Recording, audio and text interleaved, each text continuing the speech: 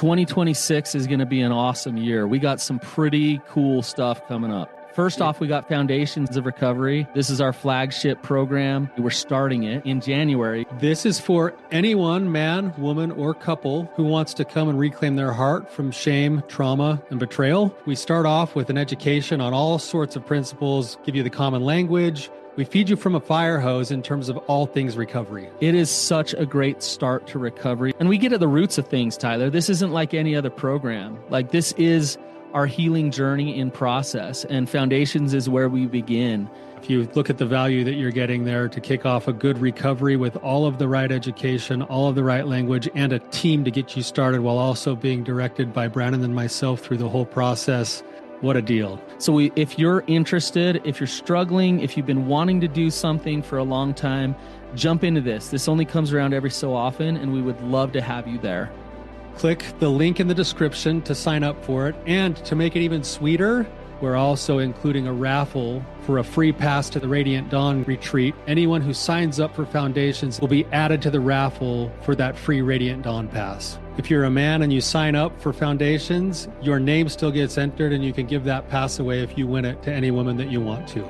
So what you're saying, Tyler, is if you sign up and participate in Foundations, you could possibly go to Radiant Dawn for free? That's exactly what I'm saying, which is crazy because Foundations by itself is already an insane value. Man, I sound so salesy. But it actually is awesome. So come to Foundations. And even if you don't come to Foundations, sign up for Radiant Dawn. It's beyond therapy, the best healing experiences that you can have. Click the link below and come join us. I realize that I struggle with dishonesty for self-protection. Help. Welcome to the Therapy Brothers podcast. I'm Brandon. I'm Tyler. We're brothers. We're therapists. And we know recovery. Bring your stories, your questions, your successes with real recovery.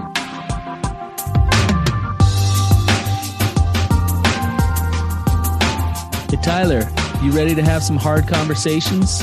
Let's do it. Let the Therapy Brothers podcast begin. What is going on, you guys?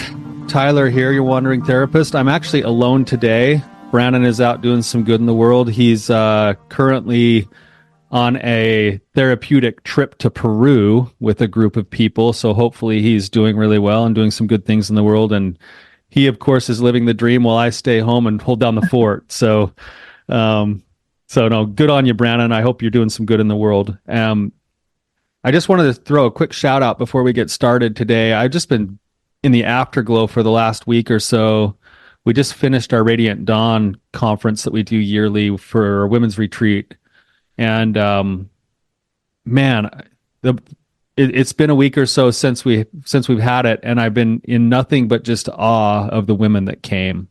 I wanted to throw a shout out to every one of you. The way that you came, the way that you showed up, the energy that you brought, the feeling of love and support, and some of the massive shifts that are taking place in some people's lives as a result of this, including someone who's very dear to me. I just want to say thank you to you.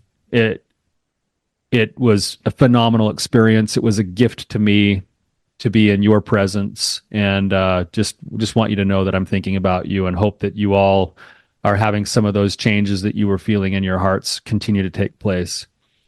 So, all right, we have a guest today with a really good question. And Olivia, I'm going to turn it over to you. Olivia, welcome to the show. Thank you. I'm glad to have you here with us today. Why don't you just kind of give us a little bit of your background and ask your question? We'll go from there. Okay. So my background, trauma just from an early age. My dad beat up my mom. He choked her out a couple of times when I was about 3.5. I would pull him off of her knowing that it was wrong. And so, there's a trauma there. And then they got divorced, and, my mom was abusive to us as well. And so, for self-preservation, it seemed like I would start telling little tiny lies so that I wouldn't get yelled at or hit. And that just started me down this path of, let me tell people little lies that they want to hear so that I won't be hurt. And so that progressed through my childhood. And then when I got married, me and my husband were really good for a while. And then he got hooked on drugs after a surgery, and then just got really ugly. He was a monster. That's the only word that I can say. And so to make sure that he didn't hurt me, I would tell him lies that I believed that he wanted to hear. And the lies just, it happens so fast. Before I can even think of it, the little lies are there to just make sure that like the situation's perfect so that they're not upset, that he's not upset, or my mom was not upset. And it's just gone on throughout my life. And about 6 weeks ago, I realized what I was doing, and now I want to stop. I want to be more authentic. I want to be me. I want to be honest, good or bad. But again, it's the past of the trauma and having PTSD and anxiety. How do I do that? How do I become me and be honest with myself? And now that I know what I'm doing, it's just kind of now where do I go? How do I do that? Man, Olivia, this is such an awesome question today. So courageous. Could you tell me, how did it come to your sort of awareness 6 weeks ago? Well, me and my husband, we split up. I left him, and it wasn't a good situation. You left at him all. 6 weeks ago? No. I left him about 6 months ago. Okay. And then so he asked me. He says, "Don't do anything just yet. I want to work on me." And so I said, "Okay." So about 6 weeks ago, we got back together, just to try things out and see if we can be functional together. And the funny thing is, I don't even remember what the lie was. I told him something, and he says, "Why are you always lying to me?" And I said, "I'm not lying to you." And he says, "You always tell these little half truths, or you don't say the truth." And I didn't realize that until I really sat down and I thought about it. And it was listening to one of your podcasts that helped me realize what I had been doing. Now that I'm aware of it, it was just kind of thrown in my face, and it just hit me like a brick right in the face and woke me up. And now I want to fix this, but it's been my protection my whole life. And now it feels like I'm just dropping everything and just so vulnerable. How do I fix me? How do I stop doing what I'm doing and truly be authentic and honest with myself and with those around me, my friends and my family? All right. So this is I'm having all sorts of, you guys, I love like the word dialectics, right? So all of these different opposing things that both have truth in them. And I'm having a couple of dialectics come up in my brain that I want to just maybe explore with you for a second. Olivia, you've done a ton of work already on this in just having to sit with this new awareness that you have. So, and what I want to commend you on, and maybe even ask you about a little bit, is as you sat with this and said, "Hey, I actually do that. Like, I do make sure that I show up with half truths to be seen in a certain way, to sort of like make sure that people are always happy with me and that I don't rock the boat." And it's almost, if I'm hearing you right, it's almost like second nature. It's like, yeah, Yes. I don't even realize that I'm doing it until after I've done it now, and I'm like, oh dang it, I just did that again. Like, Yeah. but I've been doing it since I was a third grader. Um, when you kind of look at that, and you've even come to the conclusion that you know the reason why you do it.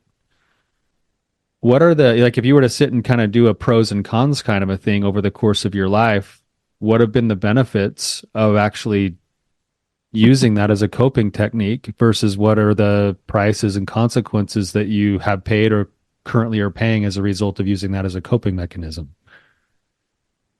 Um, well, in the past, when I've done it, I believe it helped to save me from being abused. And Mm-hmm. so for me, it was kind of like a lifesaver. Um, uh, Something that I held on to so tightly, so that there wasn't any harm that was coming to me. And that's what I believed, truly, that, they would believe what I said. And then, you know, that was kind of it. Now I see that when I do that, I'm not being honest with myself, and now it kind of makes me sick, to my stomach. It's like a gut punch when I do it, and I'm not sure why I still try and do it. Sometimes I before I answer, I try and take a breath and then answer the question, so that I don't just do it out of habit, that, just something that I've always done. So I just try and take that breath now and think about what I'm saying, and is it truthful, and is it going to hurt the relationship? Yes, it is going to hurt the relationship, because I'm not being honest with them about my feelings, and that hurts me, not being honest, and it hurts the relationship with friends and family. Yeah. Okay. How does, in your current life right now, Olivia, how does it hurt relationships? Like, what is the actual effect on your relationships when you find yourself sort of defaulting to this sort of a pattern? Well, it's kind of twofold. So one, the people that are close to me, they don't quite believe everything that I'm saying. Is it truthful? Is it really, can I believe her? And then I know it hurts me, and I see, later on, the hurt on my family's face. And that's hard. It's hard to take. It's hard to see, now that my eyes have kind of been open to what I've been doing. Mhm. So them not being able to fully believe you, and then the hurt on their face does a couple of things. One is it keeps the relationship at somewhat of an arm's distance, but it also then leaves you with a feeling of shame or disappointment or something like that too, that makes it hard Yeah. for you to then have confidence in yourself as well. So it's kind of a two-edged sword. It fuels arm's length relationship with people, but then it also leaves you with more shame resiliency work to do. Yes. Yeah. Okay. At the same time, that we can understand where it comes from, and that was actually really an adaptive thing that you learned to do when you were a kid, and it might have even saved your life. Yeah. Yeah. Oh, yeah. Many times. Yeah. Um, so kind of go here with me for just a second. I want to just explore this with you. This part of you, this kind of like, would it be fair to call it like a character flaw that you're trying to change now that you see it? Oh, absolutely. Yeah. Okay. It's tied to a part of you that was actually trying to survive, right? Mm-hmm. So if you were to think about that part of you, even as an adult, when you notice it coming up in you, when you notice that kind of automatic response that starts to kick up, like where do you most feel that part of you in your body? When it happens, Yeah, like when it's when happening. my body, so the reaction, and I've never noticed it, but I do now, where I get really anxious and I almost start shaking just a little bit. Okay. When I notice that I'm doing that. So it's, before I didn't notice it. It was just something that would just come out. And now now that I know, I almost have to stop myself. Is this the real truth? Is this something that, is the truth, or is it what I perceive to be the truth? So I have to stop and kind of think about things now. And so that is a little bit harder, rather than just saying something and then, just going on with life and not worrying about it. Where now I worry about it more.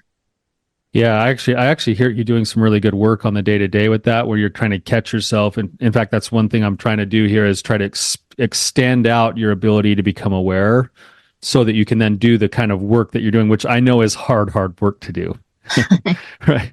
It's funny because your issue, like the issue you're bringing up today is like, I just got to be transparent with you. It's like hitting my heart like square on, because it's like, I was kind of made aware of one of my own character flaws again a few weeks ago. And one of the character flaws that kind of reappeared itself, even though I've known it's there, but I've tried to bury it, was this exact same issue where I'm like, I think the word that that I've been told, and the word that's been sitting with me over the last few weeks, is that I curate everything.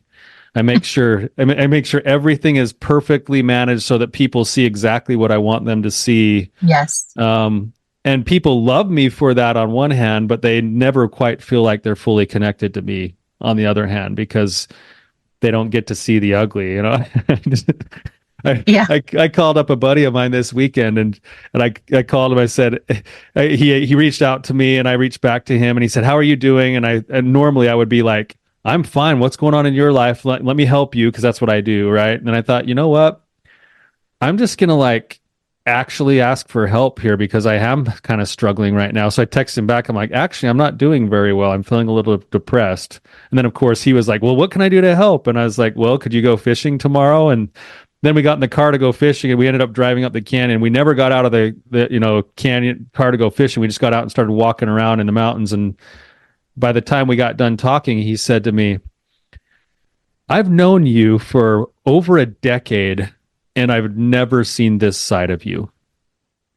And I had gotten out, and instead of going fishing and just pretending everything was good and trying to focus on his problems, I said, I'm feeling a little lost right now. And I realize that these are some things that I need to work on in myself, and I hate that they're there and I can't seem to change them. And he just sat there and looked at me and he's like, oh my gosh, Tyler, like, it feels so good to know that you're human. Like, thank you for sharing this with me. I've never seen this part of you in 10 years.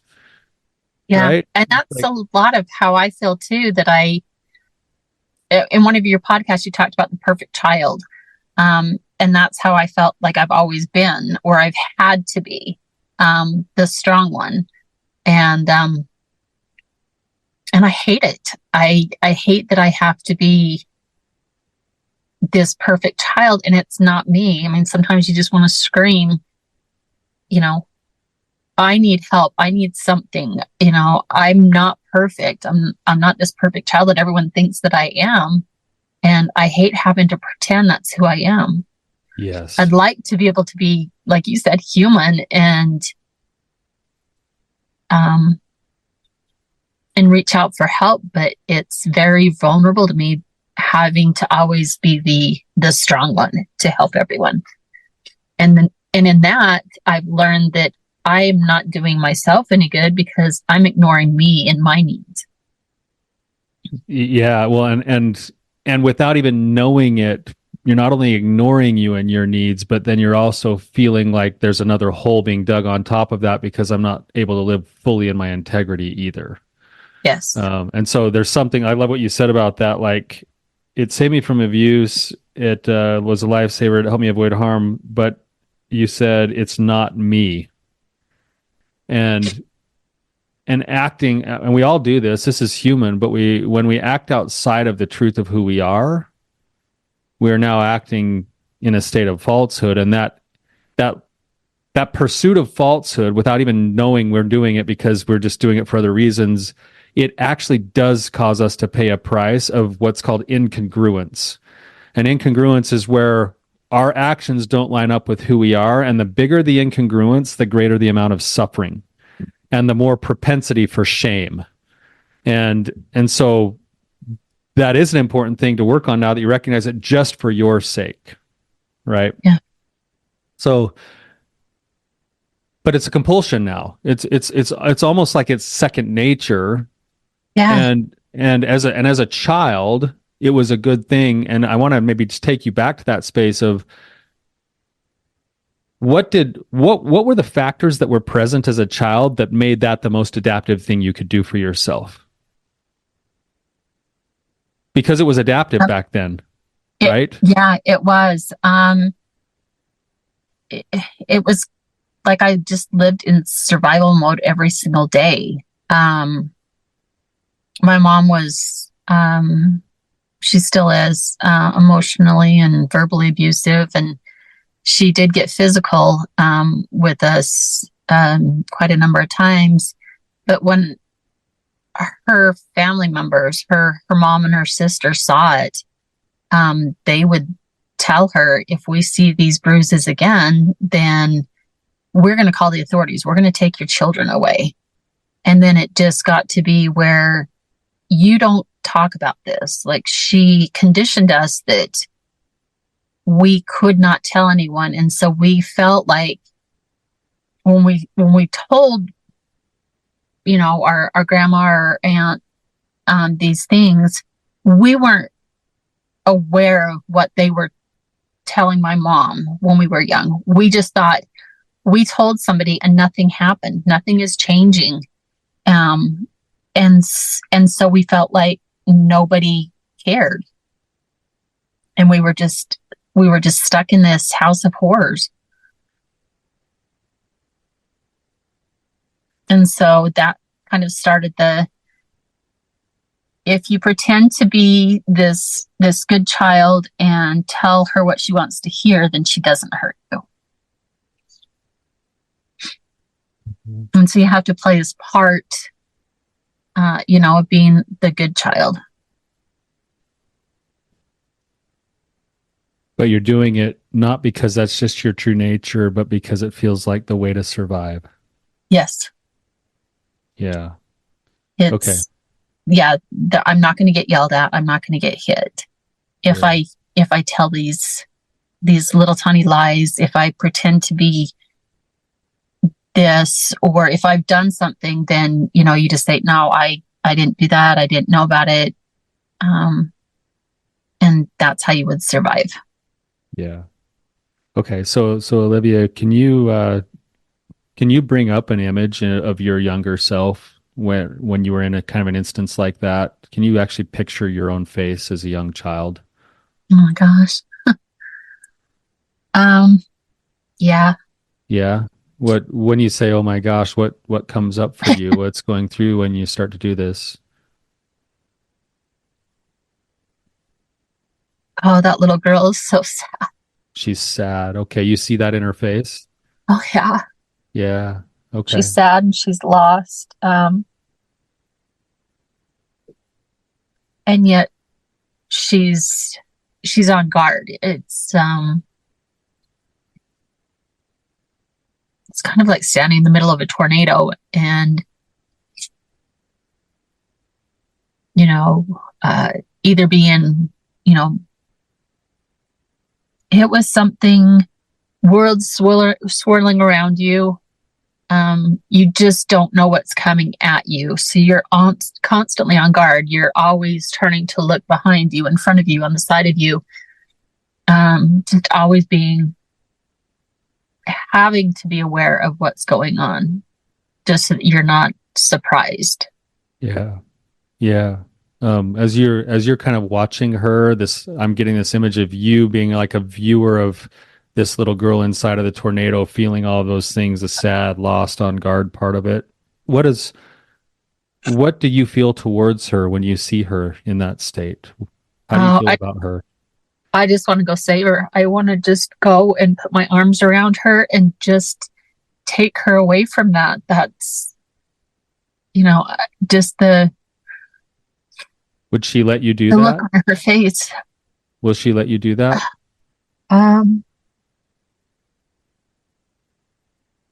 Does she trust you to come and do that? I don't know that she trusts anybody. No, she doesn't trust anybody. No. No. Will she let you approach her inside of that storm?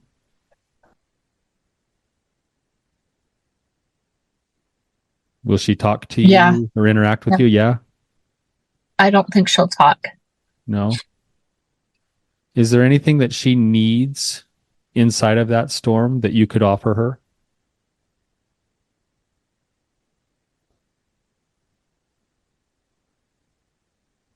Probably just to hold her and let her know that it's okay. Mm-hmm. Things are going to happen in life, but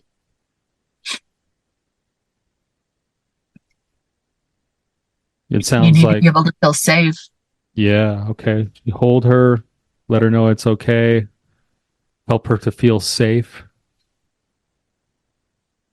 I also, with kind of a comment that you said earlier, it sounds like a piece of her just tried to, but never felt like it happened because they didn't see behind the scenes, but she wants to know that her story's been seen. Yes. She wants to be seen. Is there anything else that she needs?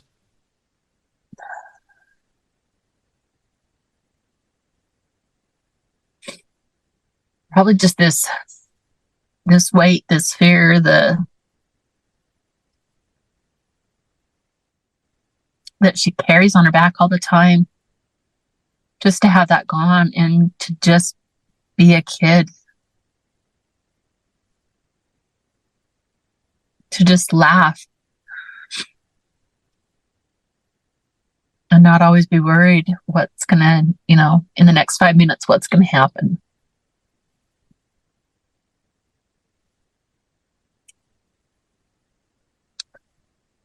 Is there anything she wants you to know?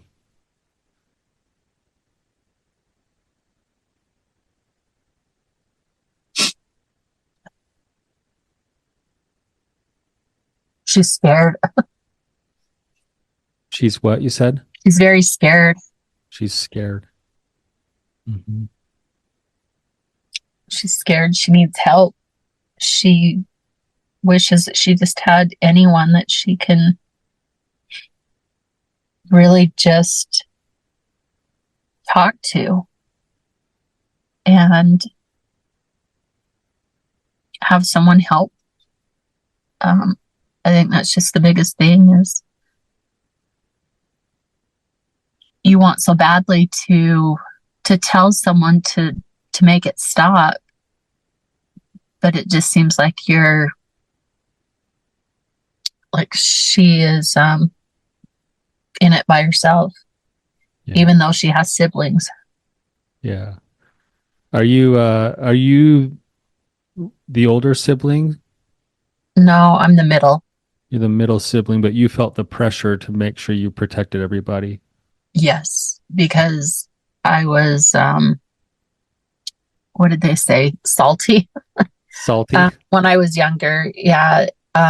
When my dad would come over and get upset with my mom and hit her and choke her out and all that, they were the ones that were in the corner, and I was the one that was like, oh no, we're not doing this.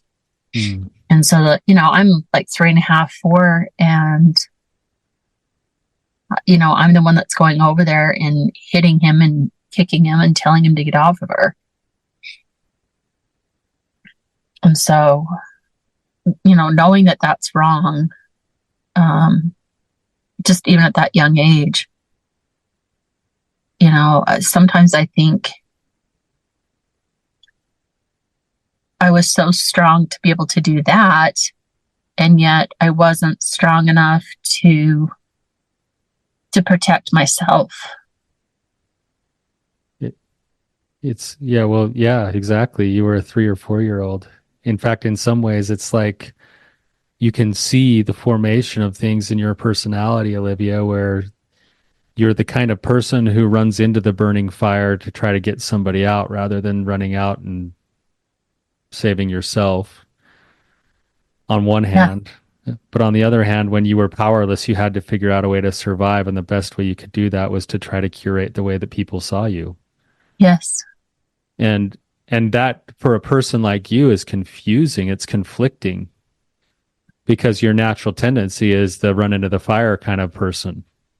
It's the courageous action kind of a person. And yet something about yourself doesn't feel like it was worth taking courageous action for. And here's the trick. This is the hard part is that you're an adult now shaming yourself for doing things that were adaptive as a child inside of, I'm just write down some of the words that I put here, inside of a trapped, powerless situation. Yes. So the little girl was courageous and brilliant, but the very same things that made her courageous and brilliant are the things that make the adult self feel shameful and compromised. Yes. How do you bridge the gap between the little girl and the adult?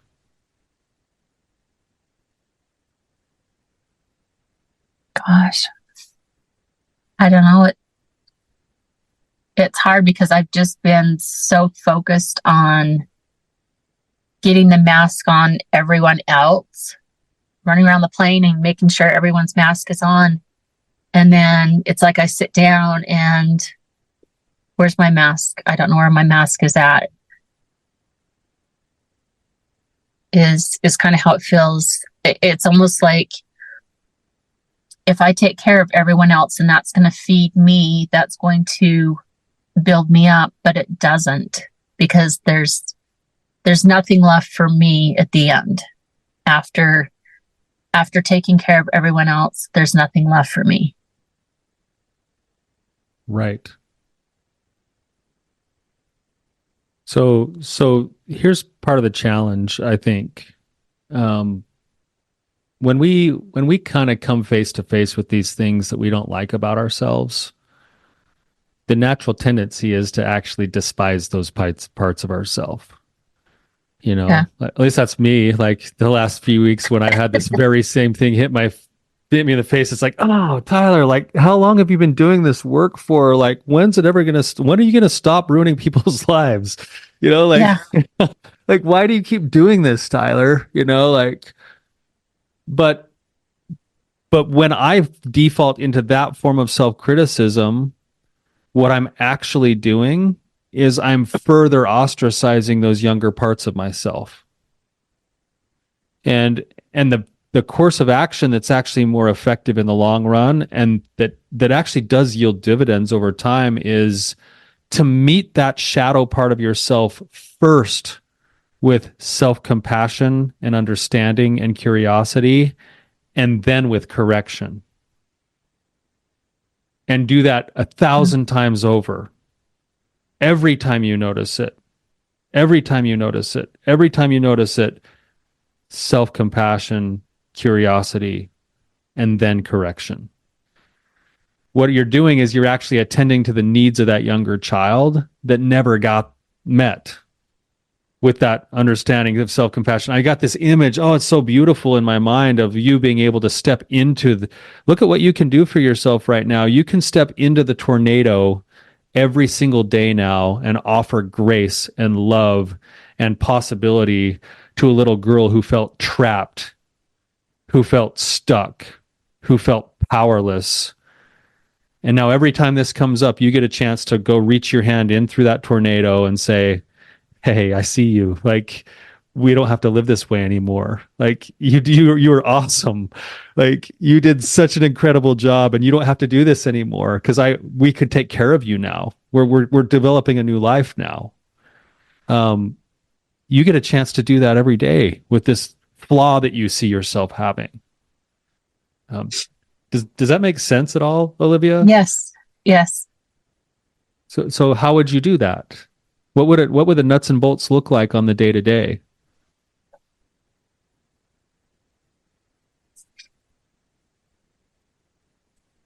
I think I need to, instead of looking for people to fix, I need to kind of look at myself and see where I can serve myself instead of others. Because I'm no good to anybody else unless I've done that for me. And just change that way of thinking a little bit. And then that kind of brings in that little girl to help her heal and grow in, to this woman that I am now, instead of being too separate. Where you've got this broken little girl, but then you've got this woman that puts up this kind of facade of I'm perfect, I'm okay, I'm fine, I don't need any help, but how can I help you? How can I fix you? I need to kind of mesh those two together and heal that little girl and know that it's okay. Know that, yeah, I'm broken, but it's okay. At some point in time, we're all broken. And yet I've always been under the understanding, or have deluded myself into thinking that, if I fake it enough, then it will be real. It will be that, that I guess that I can make myself believe that, but it's not true. And I need to actually do the work fixing me so that it is real. It's not just something that's in my head. Yeah.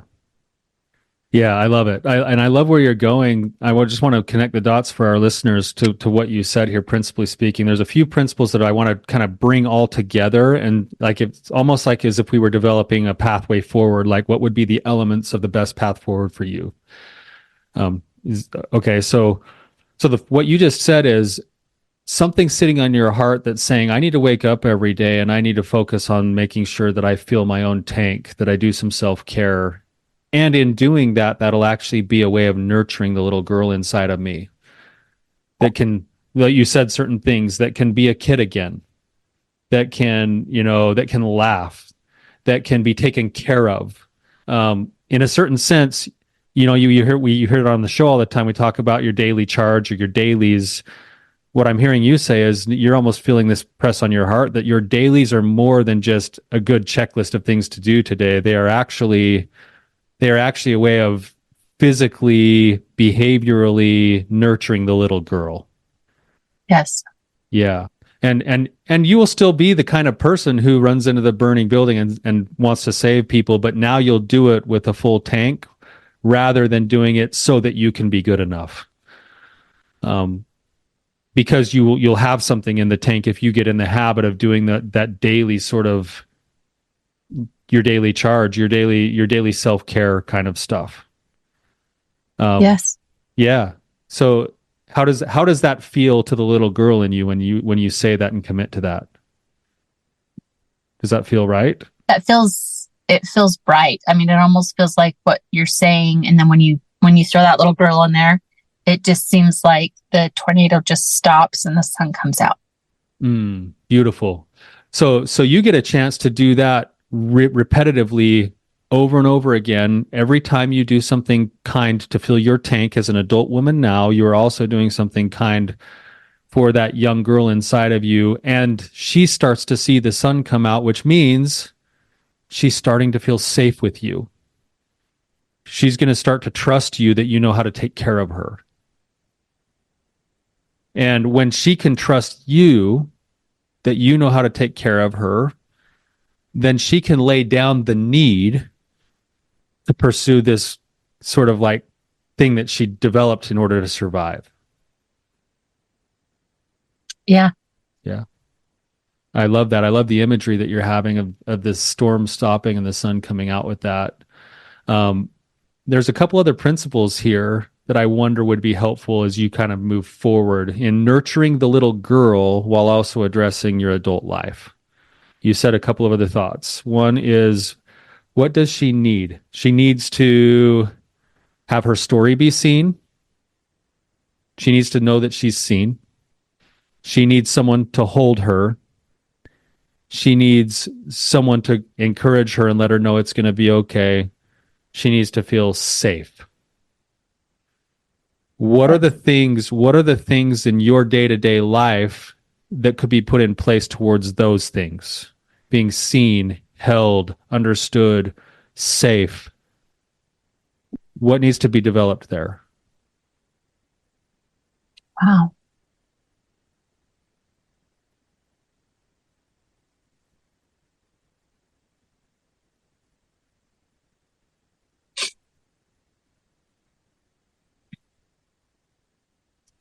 One, I think I just need to wake up in the morning and maybe even make lists, just something that's for me, build something into my schedule, and block it out so that I know it's time for me to just have quiet time to sit back and spend time with myself rather than being so busy that I forget me.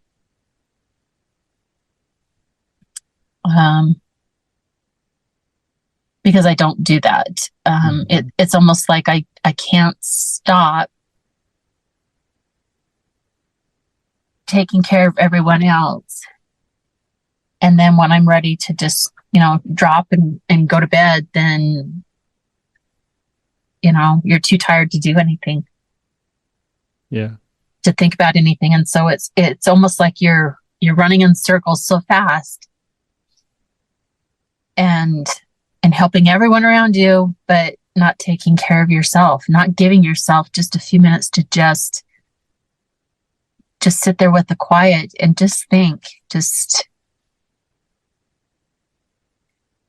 about everything and help the little girl that's inside of me instead of ignoring her like everyone else has.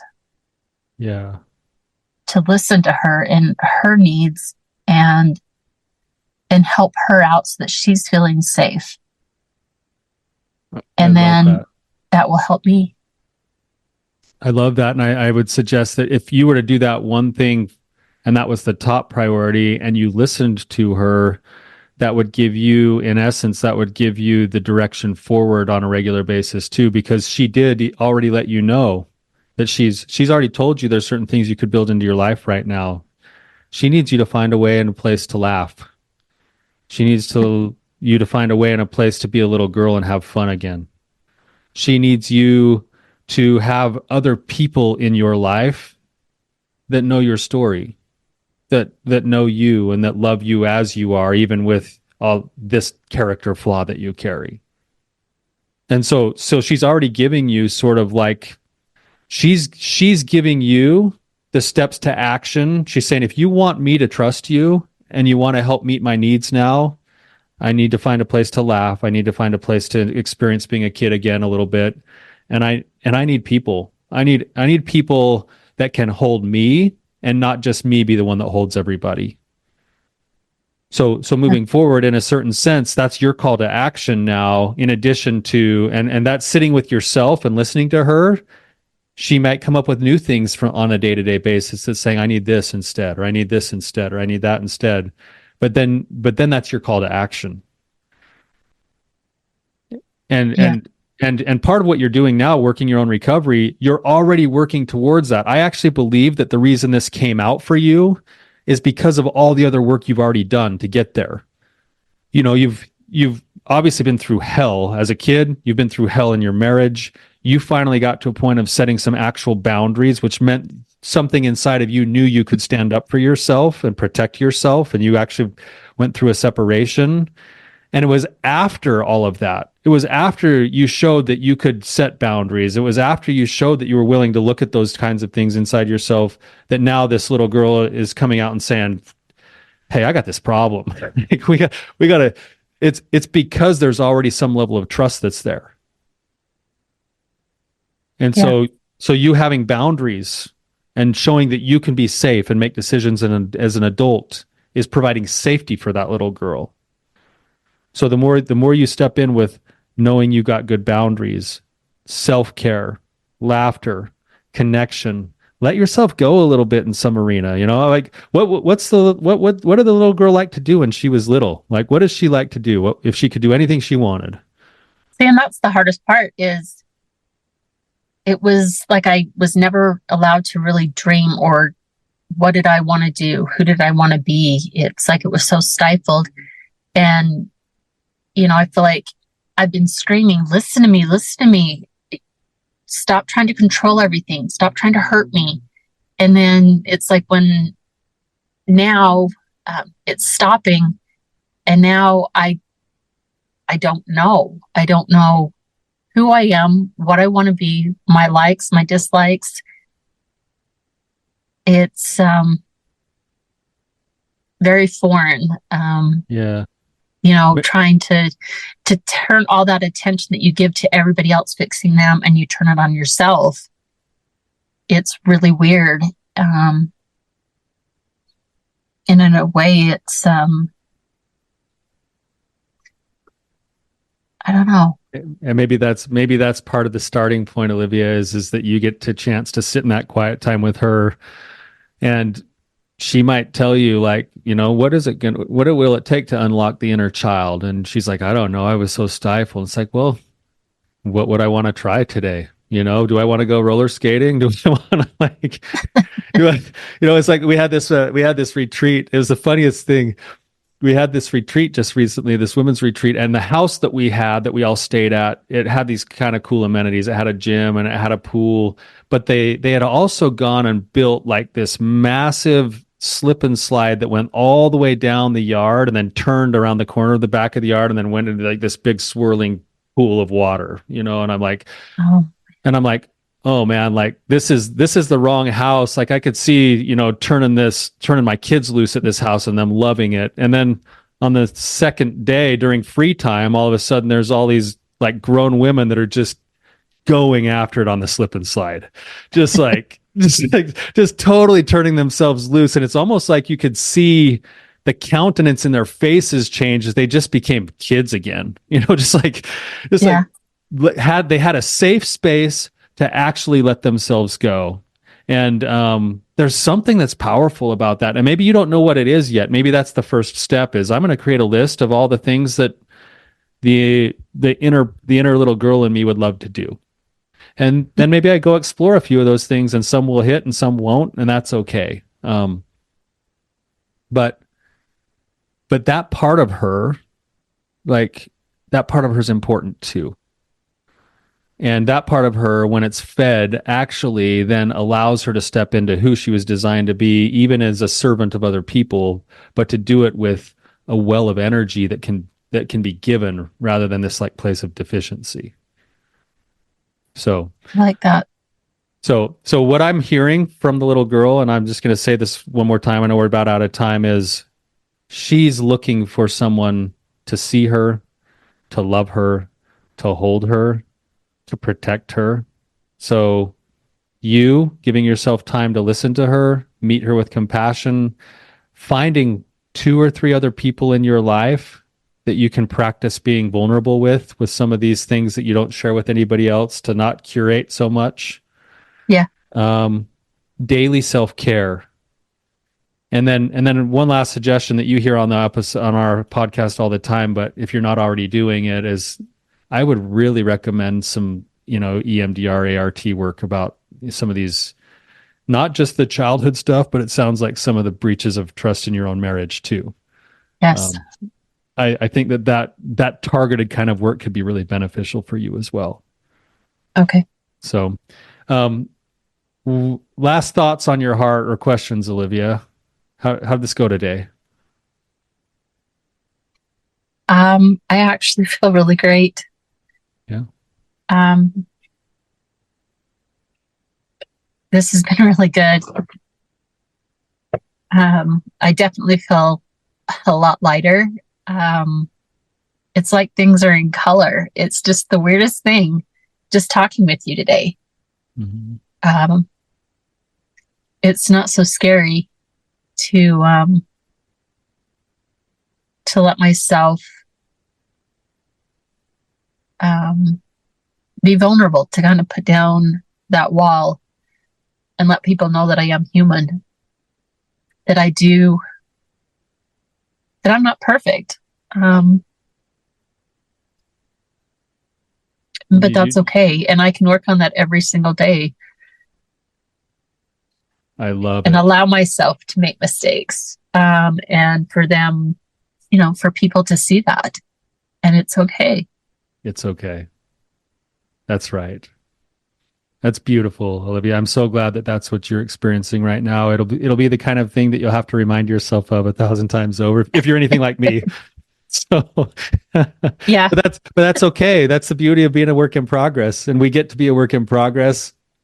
And I say that we get to be a work in progress until we die. yes. What an opportunity. So, Olivia, thank you for having the courage to come on today.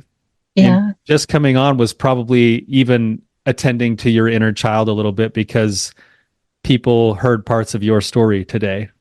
And I think that there's probably a lot of people who are hearing your story and going, me too. I'm so glad she came on. So thank you for your willingness to come on. To those of you listening, if this is something that's meaningful to you, please share it with other people.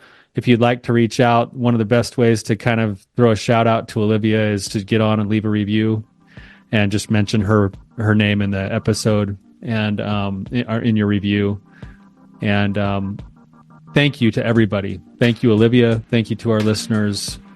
Hopefully this is helpful. And until next time, you guys, keep on keeping on.